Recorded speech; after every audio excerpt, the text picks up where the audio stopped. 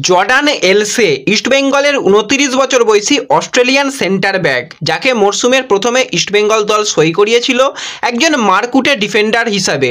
কিন্তু Jordan Elsey Durand কাপের 6টা ম্যাচ খেলেছিল, সেখানে একটা গোলও করেছিল এবং দুর্দান্ত ফুটবল খেলেছিল। তার পরবর্তী সময়েই আমরা দেখতে পাই জর্ডান এলসের এসিএলে একটা বড় ইনজুরি এবং সিজনের বেশিরভাগ সময় কিন্তু সে মাঠের বাইরে ছিটকে যায়। কিন্তু জর্ডান আবারও ফিরতে চলেছে। তো কবে সে ফিরতে চলেছে জানার জন্য আগে চ্যানেলটাকে সাবস্ক্রাইব করে নাও, তাহলে ইস্টবেঙ্গলের সমস্ত আপডেট পেয়ে যাবে।